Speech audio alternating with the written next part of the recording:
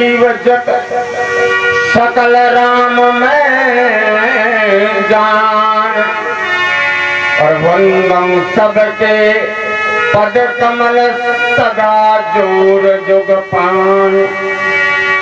बोलिए सच्चिदानंद भगवान की, यज्ञ भगवान की, सिद्ध बाबा आश्रम की, सत्य सनातन धर्म की।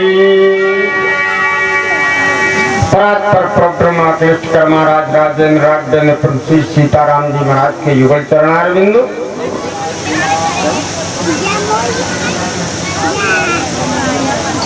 इस यज्ञ के यज्ञाचार्य जी, इस आश्रम के महंत श्री, मंच पर विराजमान हमारे समस्त संत चरण विद्युत चरण, जनपद जालौन से पधारी हुई आज नवीन प्रवास का आप सबके बीच में आई हुई हैं। बड़ी खुशी की बात है। आप सब श्रवण करेंगे।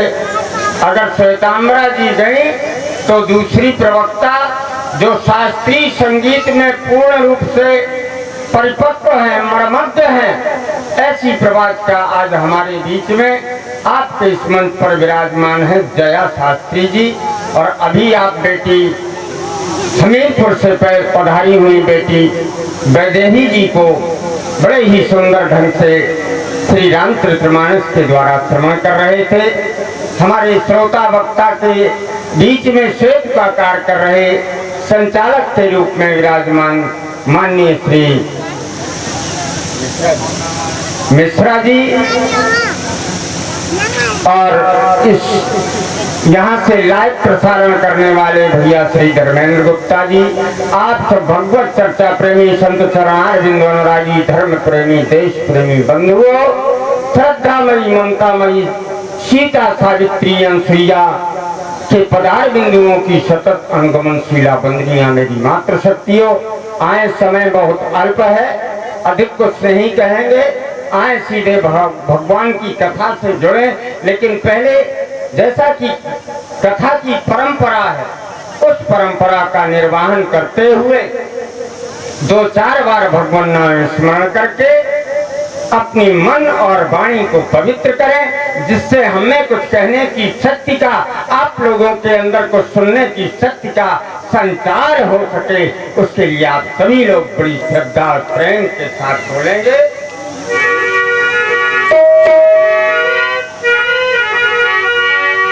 कि सीताराम सीताराम हो मेरे राम। को न राजा राम सहारा बन जाओ, राम सहारा बन जाओ। बोलो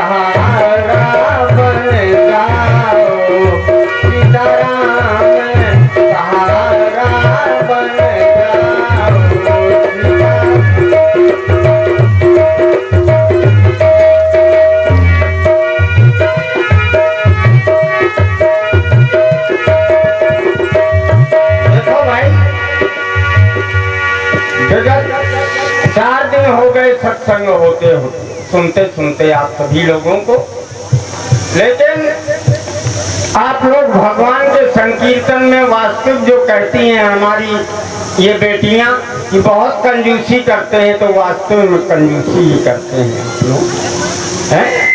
तो दिल को भगवान ने हाथ दिए हो, वो बढ़िया करतल ध्वनि के साथ भगवान का संकीर्तन करें तालियां बजाते हुए, और जिनको भगवान ने हाथ ही ना दिए वो क्या तालियां बजाएं। तो बड़ा सौभाग्य समझिए, आपको भगवान ने चलने के लिए पैर दिए, कर्म करने के लिए हाथ दिए, मन दिया, वाणी दी भगवान का भजन करने के लिए।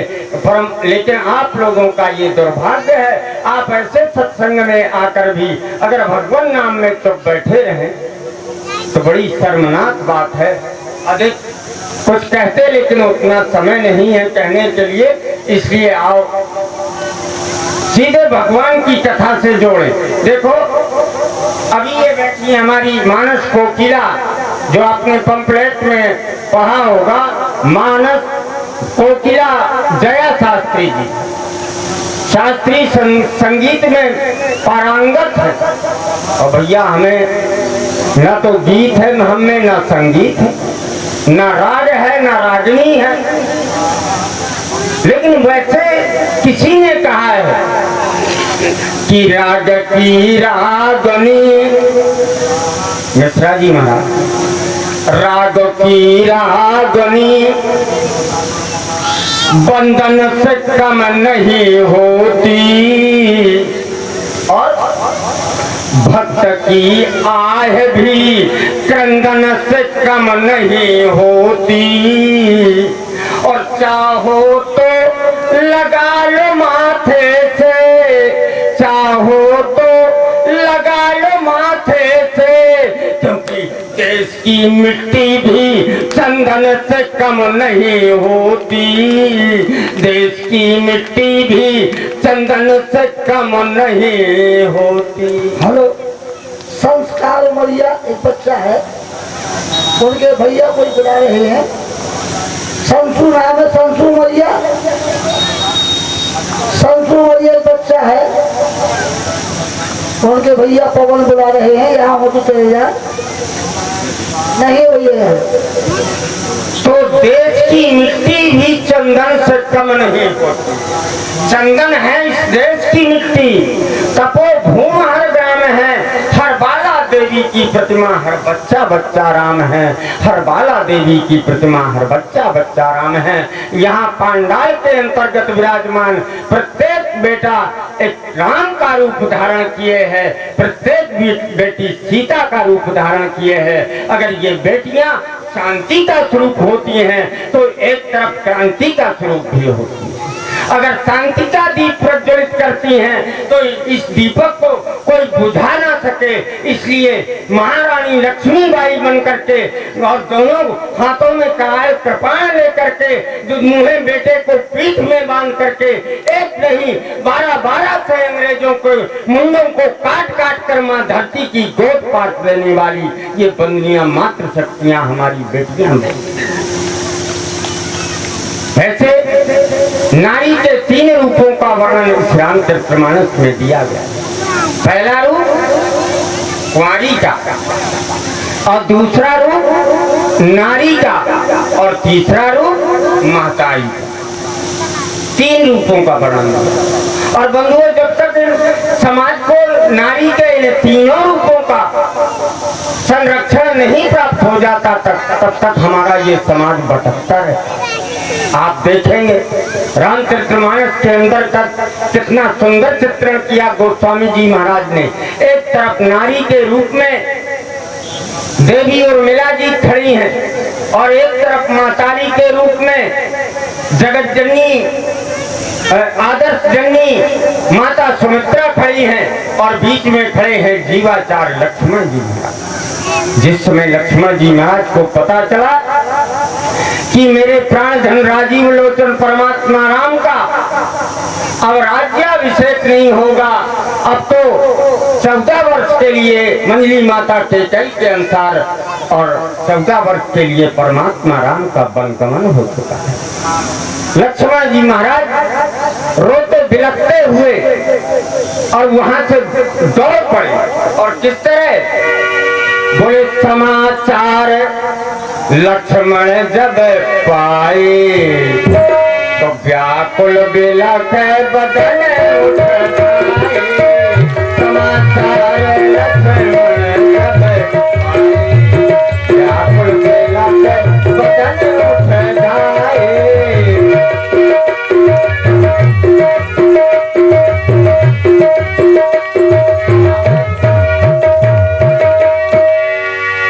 लक्ष्मण जी महाराज रोते बिलखते हुए जाकर के दौड़ते हुए परमात्मा राम के पास खड़े हो गए। राम जी ने लक्ष्मण जी महाराज की ओर देखा, कहा रे लक्ष्मण, तुझे देखकर तो मुझे यही लगता है कि तू कहीं जाने की तैयारी करके आए। लक्ष्मण जी महाराज ने कहा, प्रभु आप भी जानते हैं कि परमात्मा के बिना जीवात्मा एक क्षण नहीं रह सकता, तो बस जहाँ जाने के लिए आप तैयार खड़े हैं प्रभु, वहीं जाने के लिए ये आपका लक्ष्मण भी तैयार हो गया। राम जी ने कहा, लक्ष्मण तुम मेरे साथ 14 वर्ष बनके कष्ट नहीं झेल पाओगे, इसलिए मेरा तो कहना है कि तुम 14 वर्ष तक यही अयोध्या में ही रहकर अयोध्या के राज्य के कार्यभार को संभालना। लक्ष्मण जी महाराज ने कहा, प्रभु अगर आप इतने बड़े राज्य का भार किसी नौजवान व्यक्ति को सौंपते तब तो अच्छा था, लेकिन इतने बड़े राज्य का भार आपने छोटे से दुधमुहे बच्चे को सौंप दिया, ये कहाँ का औचित्य है। राम जी ने कहा, लक्ष्मण पहले तो तुम छोटे थे, लेकिन अब तो तुम नौजवान हो गए हो ना। लक्ष्मण जी महाराज ने कहा, ठीक है प्रभु, ये तो मैं भी जानता हूँ कि मैं कोई छोटा सा बच्चा नहीं, अब मैं नौजवान हो गया हूँ, लेकिन आप ही ने तो मुझ जैसे छोटे से बच्चे को, मुझ जैसे नौजवान को और छोटा सा बच्चा बना दिया। राम जी ने कहा, लक्ष्मण ये बताओ, मैंने तुम्हें छोटा सा बच्चा कहाँ बनाया। कहा, प्रभु आप अपनी वचनों पर ध्यान दीजिए कि जिस समय महाराज मिथिलापति के दरबार में परशुराम जी महाराज अपनी मनमानी डींग हाँक रहे थे, उस समय आप परशुराम जी से क्या कह रहे थे, हाथ जोड़ करके, परशुराम जी महाराज आपको जो कोई भी कहना है आप मुझको कह लीजिए, अभी मेरा लक्ष्मण तो इतना छोटा है कि मेरे लक्ष्मण के तो अभी दूध के दांत भी नहीं निकले, लालन जोग लखन लघु लोन, आप ही ने तो मुझ जैसे नौजवान को छोटा सा बच्चा बना दिया, अब इतने बड़े राज्य का भार मुझे सौंप कर जा रहे हैं। राम जी ने कहा, ठीक है लक्ष्मण, मैंने मिथिलापति के दरबार में, महाराज जनक के दरबार में तुमको छोटा सा बच्चा बना दिया था, तो लक्ष्मण तुम भी ध्यान दो, उसी दरबार में तुमने भी चैलेंज किया था। क्या तुमने कहा था कि प्रभु जो तुम्हारे अनुशासन पाऊं तो कंदक सम ब्रह्मांड उठाऊं और कांचे घट जमचारों फोड़, कहा था। बोले हाँ। बोले उस समय तुम इतना बड़ा कार्य करने के लिए तैयार हो गए थे, तुमने कहा था प्रभु आप कहिए आज्ञा हो आपकी, इस सारे ब्रह्मांड को मैं उठा लूं और उठा करके कच्चे घड़े की तरह फोड़ दूं, और आज छोटे से राज्य के भार को संभालने के लिए अपने को असमर्थ समझ रहे हो। लक्ष्मण जी, राम जी ने कहा, नहीं लक्ष्मण, मेरा तो कहना है कि तुम यही अयोध्या में ही रहो। लक्ष्मण जी महाराज ने कहा, ठीक है अगर आप मुझे छोड़कर जाना चाहते हैं तो भले ही चलेगा, लेकिन एक बात याद रखना प्रभु, आप 14 वर्ष के लिए जंगल को जाएंगे, ये लक्ष्मण अयोध्या में रहेगा, लेकिन प्रभु जब आप 14 वर्ष के लिए वन के लिए प्रस्थान करेंगे तो आपके साथ में इस लक्ष्मण के भी प्राण आपके साथ में, ये लक्ष्मण जिंदा रहने वाला नहीं है। राम जी ने कहा, लक्ष्मण अगर मेरे साथ में तुम्हारे प्राणों को जाना है तो अब मैं तुम्हें अयोध्या में नहीं छोड़ूंगा। कहा तब, कहा मैं तुम्हें अपने साथ 14 वर्ष के लिए वनवास ले चलूंगा, लेकिन तुम्हें मेरे साथ चलने के पहले मेरी एक आज्ञा का पालन करना। कौन सी? कहा बस एक बार महलों में जाकर के अपनी माता सुमित्रा से आज्ञा लेकर आओ लक्ष्मण, और मैं तुम्हें 14 वर्ष के लिए वनवास ले चलूं। यद्यपि राम जी चाहते तो कह देते, लक्ष्मण तुम्हें किसी से कुछ पूछने की जरूरत ही नहीं, तुम तो सीधे मेरे साथ जंगल को चलो, क्योंकि लक्ष्मण जी महाराज तो पहले ही कह चुके थे कि गुरु के तुम्हारा तो न जाना मैं कहाऊ, न जाना मैं कहाऊ, और कहाऊ तो भावना पतियाहू, मोरे सब तुम स्वामी दीन बंधु रे अंतर्यामी, दीन बंधु होए अंतर्यामी। लक्ष्मण जी महाराज ने पहले ही कह दिया था, गुरु पुत मात न जानो काहू, काहू स्वभाव नाथ पतियाहू, मोरे एक सबई तुम स्वामी, दीन बंधु और अंतर्यामी। तो राम जी चाहते तो कह देते अब तुम्हें किसी से कुछ पूछने की जरूरत नहीं, तुम तो सीधे मेरे साथ अब जंगल को। लेकिन बंधु राम जी ने सोचा अगर हम त्रेता के बेटे अपने माता पिता की आज्ञा नहीं लेंगे, अपने माता पिता की आज्ञा का पालन नहीं करेंगे, तो आगे आने वाली कलयुगी संतानें अपने माता पिता को जूतों की ठोकरें भी लगा सकती। इसलिए माता पिता की आज्ञा लेना जरूरी है। और बंधुओं आज ऐसा ही होने लगा। एक बेटे ने अपने 80 साल के बूढ़े पिता को हाथ पकड़कर उठाया और कहा निकल जा इस घर से, कभी लौटकर अपना मुख नहीं दिखाना इस घर में, जाओ यहाँ से चले जाओ। 80 साल का बूढ़ा पिता डंडा टेकता हुआ बेचारा चलने लगा। लड़के ने कहा ठहर जाओ थोड़ी देर, 5 मिनट। कहा बेटा 5 मिनट में करना क्या चाहते हो? कहा रुको।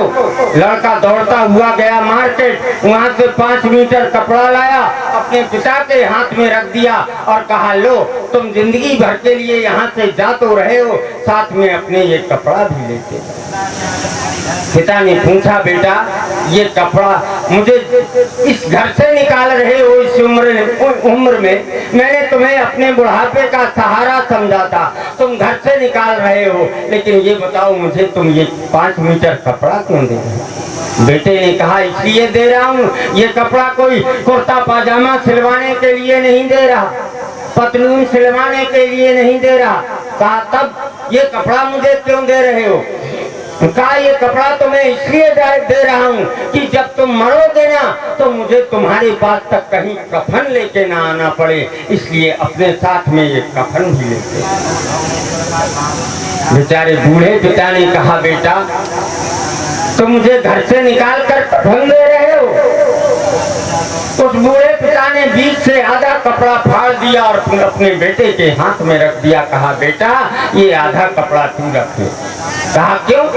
ये आधा कपड़ा फाड़ के मुझे क्यों दे रहे हो? उसने कहा, बूढ़े ने कहा बेटा तू मेरी संतान है, पालन पोषण करके मैंने तुझे सयाना किया था, तू मेरे बुढ़ापे की लकड़ियां बनेगा, तू मुझे घर से निकाल कर मुझे कफन दे रहा है, लेकिन याद रखना बेटे अगर मेरे जैसी निकृष्ट संतान अगर तेरे पैदा हो गई बेटा तो तू मुझे कफन दे रहा है, तेरी संतान तुझको कफन भी न देगी, इसलिए ले आधा कफन अपने लिए रख ले। आज ये स्थिति हमारे समाज की आ गई। तो राम जी ने कहा अगर हम त्रेता के बेटे अपने माता पिता की आज्ञा का पालन नहीं करेंगे, आगे आने वाली कलयुगी संतानें अपने पिता माता पिता को जूतों की ठोकरें लगा सकते हैं। इसलिए राम जी ने कहा जाओ लक्ष्मण एक बार अपनी माता सुमित्रा से आज्ञा लेकर आओ।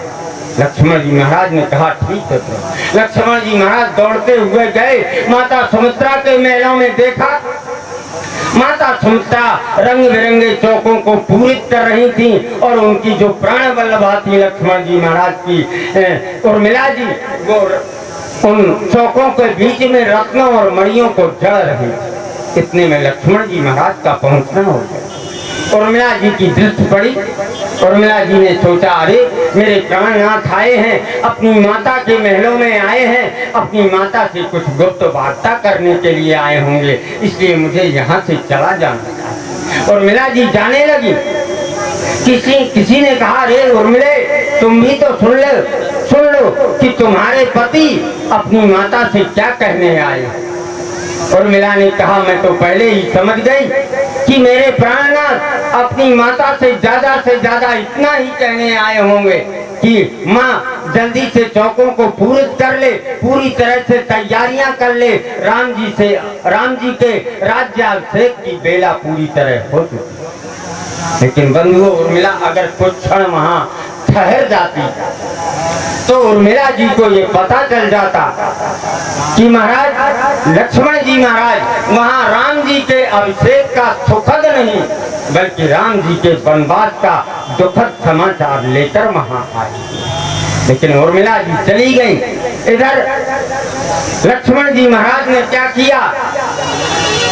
कहा जाई जनन पद नायऊ माखा अमन रघुनंदन जानकी साखा।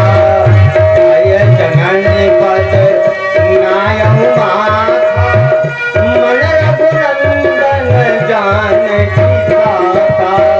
मन रघुनंदन जानकी साखा।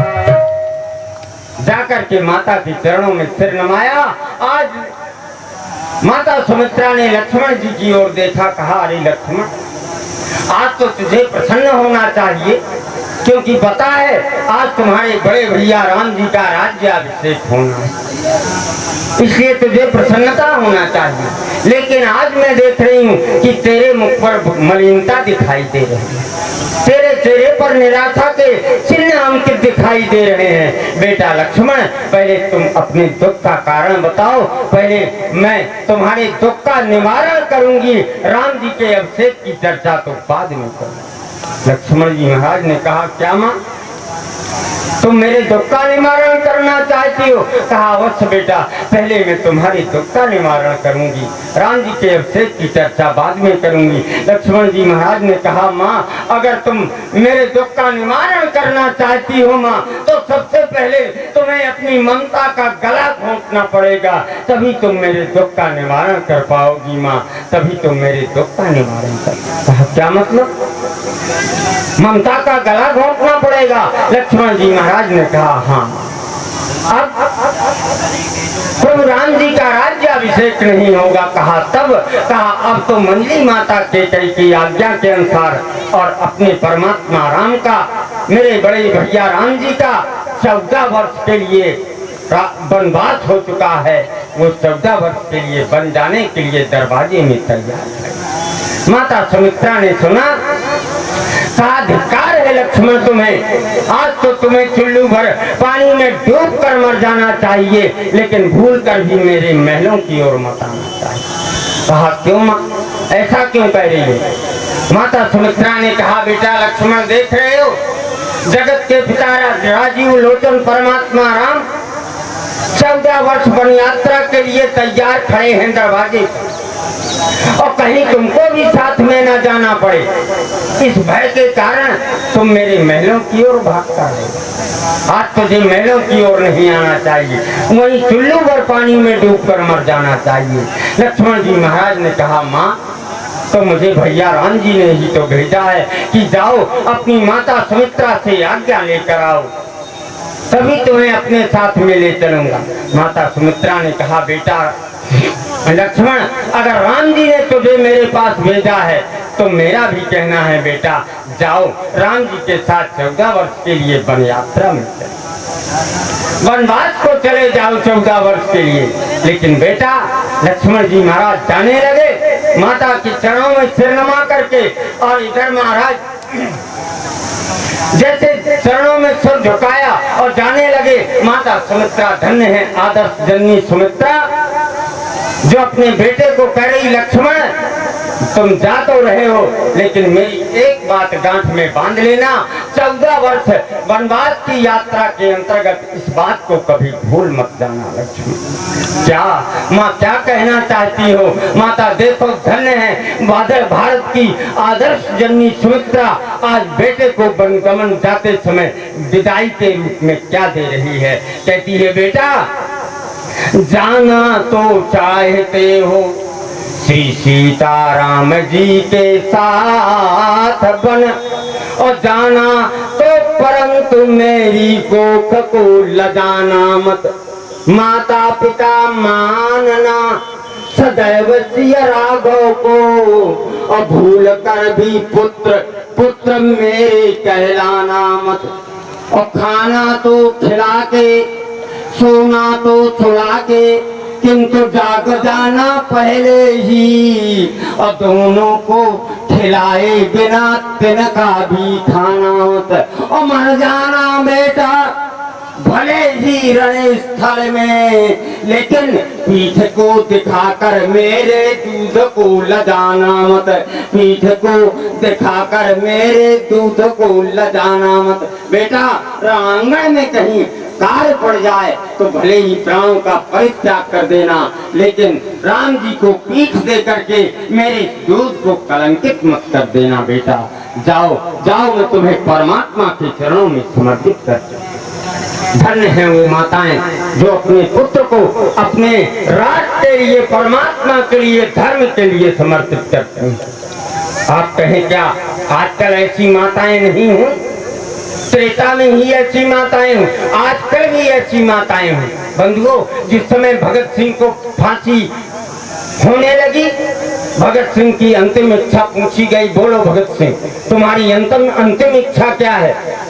भगत सिंह ने कहा बस मेरी अंतिम इच्छा यही है कि मैं एक बार केवल अपनी माता से मिलना चाहता हूं। माता को लाया गया और जैसे ही माता ने भगत सिंह की ओर देखा, माता की आंखों से झरझर आंसू गिरने लगे, विद्यावती की आंखों से। भगत सिंह ने अपनी माँ विद्यावती की ओर देखा, कहा माँ तू एक वीर पुरुष की माँ हो करके रोती है? विद्यावती ने कहा बेटा मैं इसलिए नहीं रो रही कि आज मेरे बेटे का प्राणांत होने जा रहा है, आज मेरा बेटा फांसी के फंदे पर लटकने जा रहा है। बेटा मैं तो इसलिए रो रही हूँ कि आज अगर मेरी कोख में 2-4 भगत सिंह होते तो मैं उन्हें और भी देश की चरणों में सेवा में समर्पित कर देती, भारत में आजादी के लेखे लगा देती, लेकिन कभी भी अपने भारत राष्ट्र से, धर्म से मुख नहीं मोड़ती। धन्य है वो माताएं जो अपने बेटों को परमात्मा के लिए समर्पित करती हैं। आज लक्ष्मण जी महाराज चले, माता से आज्ञा लेकर। राम जी ने कहा लक्ष्मण तुम कहाँ गए थे? कहा प्रभु मैं अपनी माता के पास गया। कहा तो तुम तो पहले ही कह चुके थे कि गुरपितु मात्र न जानो काहू और काहू स्वभाव नाथ पति आहू, मोरे एक सबई तुम स्वामी और दीन बंधु और अंतर्या। तो फिर कहाँ गए थे? तो कहा माँ के पास गया था।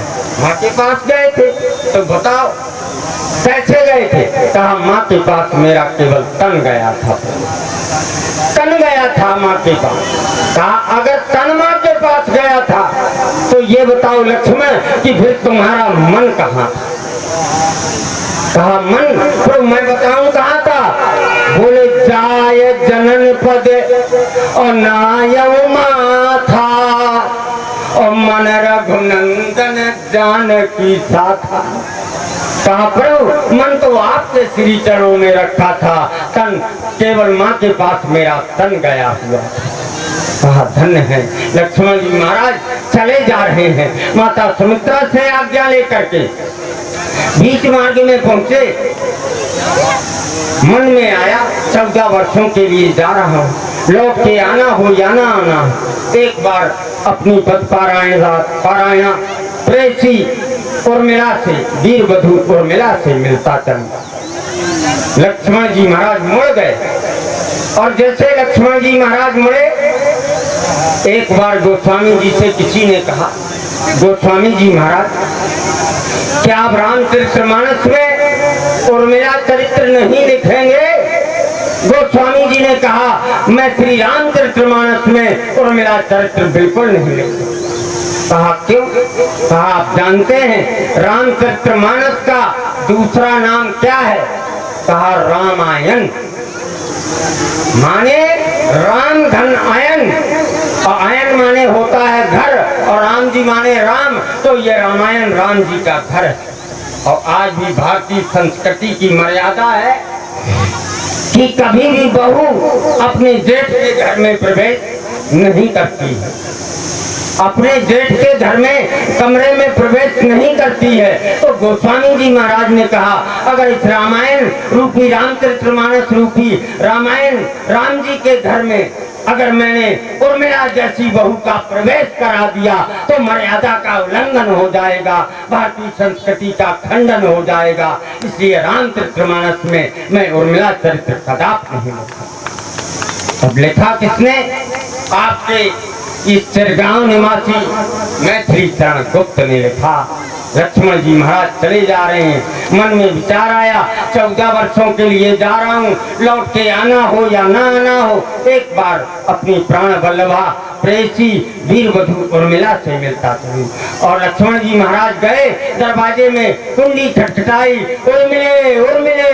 उर्मिला जी रोती चीखती बिलखती हुई आकर के लक्ष्मण के पास में खड़ी हो।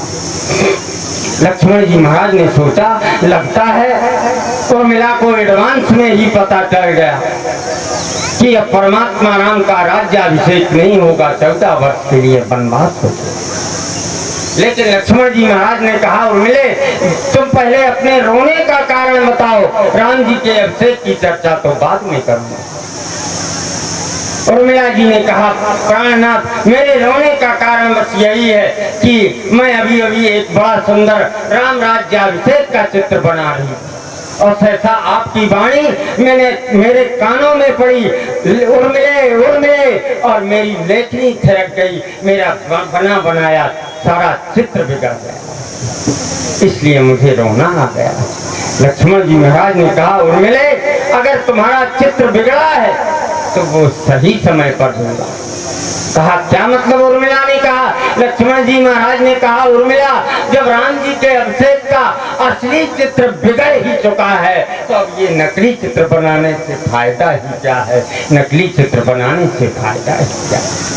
इसलिए उर्मिला जी ने जैसे ही सुना उर्मिला मूर्छागत हो गई, मूर्छित हो गई। और जैसे उर्मिला जी को होश आया कहा प्राणनाथ आप 14 वर्षों के लिए परमात्मा राम बन जा रहे हैं, आप मेरे महलों की ओर भाग कर आए। अब अगर आ ही गए हैं एक क्षण रुक जाइए प्राणनाथ, एक क्षण रुक जाइए। लक्ष्मण जी महाराज रुक गए और मेरा शस्त्रागार में गई और वहां से एक तीर निकाल कर लिया और लाकर के अपने पति लक्ष्मण के हाथ में रख दिया। कहा प्राणनाथ आप 14 वर्ष के लिए बन जा रहे हो, लो मेरा ये दिया गया तीर भी लेते। लक्ष्मण जी महाराज ने कहा उर्मिला जरा ये बताओ कि ये तीर मुझे क्यों दे रही हो। उर्मिला जी ने कहा प्राणनाथ ये तीर मैं किसी वन्य पशुओं का वध करने के लिए नहीं दे रही, मैं ये तीर किसी को विकलांग या अपाहिज करने के लिए नहीं दे रही, मैं ये तीर प्राणनाथ आपको इसलिए दे रही हूँ कि यहाँ परमात्मा राम जंगल जाने के लिए दरवाजे में तैयार खड़े हैं और आपको मेरी याद ने सताया तो आप मेरे महलों की ओर भाग कर आ गए। और प्राणनाथ अगर 14 वर्ष वन की यात्रा में कहीं आपको मेरी याद सतावे, आप मेरे मुख की सुंदर आकृति आपके मानस पटल को झकझोर दे तो प्राणनाथ ये मेरा दिया गया तीर अपने हृदय में मारकर मर जाइएगा, लेकिन राम जी के चरणों को छोड़कर अयोध्या मत आइए, राम जी के चरणों को छोड़कर अयोध्या मत आइए। हे प्राणनाथ अब 2 मिनट और बोल दो। अब 2 मिनट में क्या करना चाहती हो मिला। कहा आपको पुष्पों की माला पहनाना चाहूंगी और सुंदर आरती उतारना चाहूंगी, आरती उतारना चाहूंगा। लक्ष्मण जी महाराज ने सोचा अगर उर्मिला ने नहीं रोका तो अब आकर के कह सकती है कि प्राणनाथ आप 14 वर्ष के लिए बन जा रहे हैं, आपके साथ 14 वर्ष के लिए मैं भी वनवास से चलूं तो मैं फिर कोई उत्तर नहीं दे पाऊंगा, इसलिए लक्ष्मण जी महाराज चले। अब इतने में उर्मिला जी आरती का थाल लेके आई, बाहर निकली, देखा कि प्राणनाथ तो चले गए। लक्ष्मण जी महाराज चले गए, उर्मिला वहीं दरवाजे में खड़ी हो जाती। किसी ने कहा उर्मिला अब तो तुम्हारे प्राणनाथ 14 वर्ष के लिए वन चले ही गए हैं, जाओ महलों के अंदर जाओ, जब 14 वर्षों के बाद तुम्हारे प्राणनाथ वापस आ जाएं तब आरती उतार ले। उर्मिला जी ने कहा ध्यान देना दुनिया के लोग, मैं भारत की पुत्र वधू हूँ, रघुवंश की पुत्र वधू हूँ, भारत की बेटी हूँ और भारत की नारी जो संकल्प एक बार अपने मन में ले लेती है उसे पूरा करके ही छोड़ती है। मैंने संकल्प लिया था कि मैं अपने प्राणनाथ की आरती उतार कर ही महलों के अंदर आऊंगी, और प्राणनाथ तो चले ही गए। और मेरा भी संकल्प है कि जब तक 14 वर्ष पूरे नहीं हो जाएंगे और मेरे प्राणनाथ लक्ष्मण जब तक वापस नहीं आ जाएंगे, मैं उनकी आरती नहीं उतार लूंगी, तब तक मैं महलों के अंदर नहीं जा सकती। यही एक पैर से आरती का थाल लिए 14 वर्षों तक इसी दरवाजे में मैं अपने प्राणनाथ लक्ष्मण जी के आने की प्रतीक्षा करती रहूंगी। और बंधुओं, हुई बात ताण चित्रवत ठानी और हृदय प्रतिज्ञा ठानी कि 14 वर्ष इसी आशा में मुझको अवध बितानी, 14 वर्ष इसी आशा में मुझको अवध बितानी। ध्यान देना बंधुओं माताओं, धन्य है वीर वधू उर्मिला, वो आरती का थाल लिए और महाराज दरवाजे पर पत्थर की भांति खड़ी हो गई। जब तक 14 वर्ष पूरे नहीं हो गए और लक्ष्मण जी की आरती नहीं उतार ली उर्मिला जी ने, तब तक महलों के अंदर प्रवेश नहीं किया उर्मिला जी ने। तो किसी ने कहा, उर्मिले जाओ जाओ जाओ जाओ, महलों में लौट जाओ, अब तो तुम्हारे प्राणनाथ चले ही गए हैं। उर्मिला जी ने कहा, चुप। कहा क्यों? कहा तुम्हें पता नहीं है कि 6:27 हो चुके हैं और अभी जया शास्त्री जी को बोलना है, इसलिए चुप। अब भाई चुप तो चुप, संचालक जी भले ना कहें लेकिन हम चुप। तो उर्मिला जी वहीं दरवाजे पर खड़ी हो गई। ये भारत की बधूटियां हैं, भारत की नारियां हैं। एक तरफ शांति का प्रतीक है तो दूसरी तरफ क्रांति का प्रतीक है। आइए इन्हीं शब्दों के साथ कि मातृभूमि की तुमसे यही मांग है, मातृभूमि की तुमसे यही मांग है कि नौजवानों में दोसर वतन चाहिए,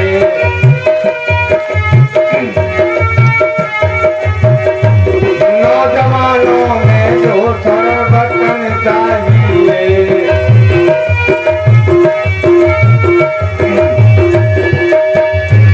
रोली कुमकुम लिए वीर बहने खड़ी, किनके मस्तक लगाए चंद्रशेखर भगत सिंह सरदार से, चंद्रशेखर भगत सिंह सरदार से वीर बांके बहादुर बिरन चाहिए, बांके बहादुर बिरन चाहिए।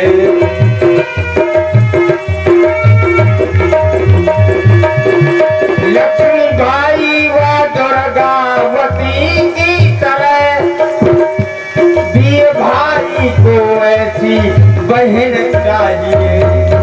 और रानी पद्मावती सी सती साध्वी, रानी पद्मावती सी सती साध्वी वीर दूल्हे को ऐसी दुल्हन चाहिए, वीर दूल्हे को ऐसी दुल्हन चाहिए।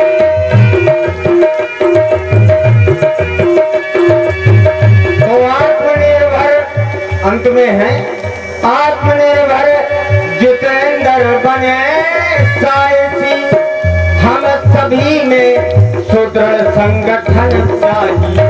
और राष्ट्र ध्वज के तिरंगे की लहराने को, राष्ट्र ध्वज के तिरंगे की लहराने को विश्व भर का ये व्यापक गगन चाहिए, विश्व भर का ये व्यापक गगन चाहिए। विश्व भर का ये व्यापक गगन चाहिए। बोलिए सच्चिदानंद भगवान की, यज्ञ भगवान की, सिद्ध बाबा आश्रम की, सत्य सनातन धर्म की जय।